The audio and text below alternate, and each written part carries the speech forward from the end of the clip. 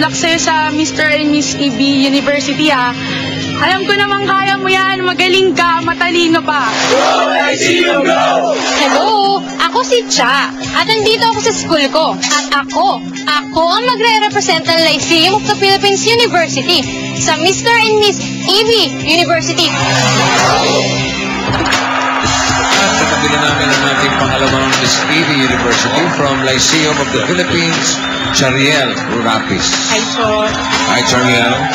Si Chariel ay second year HRM from... Ikaw nga magsabi, Chariel. Lyceum Of the Philippines. O Lyceum? Lyceum po. Lyceum.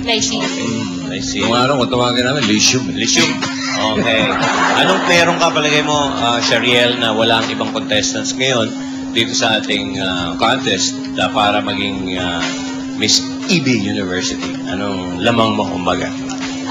Aking kasagutan po sa katanungan ninyo ay lahat-lahat naman po kami ay may kanya-kanyang katangian upang tanghaling Miss EB University. Pero ang aking nilamang ay ang pagiging confident at ang aking talento sa pag-arte, pagsayaw at pagkanta. At higit sa lahat ay ang paniniwala at pasasalamat sa Diyos sa binigay niyang mga talento sa akin. Yun lamang po at maraming salamat. Maraming salamat. Binibining At siya'y aawit at sasayaw. Kasama si Mr. Paulo correction. Miss Paulo. Ano ba? Paulo lang. Paulo lang ang mister. Kasi ito pinakamaganda talaga. Kasama si Paulo Ballesteros. Anong awitin at sasayaw? Give me more po ni Britney Spears. Aba! Kita mo na? Britney Spears. Britney Spears. Paulo, kaya mo yan. Okay.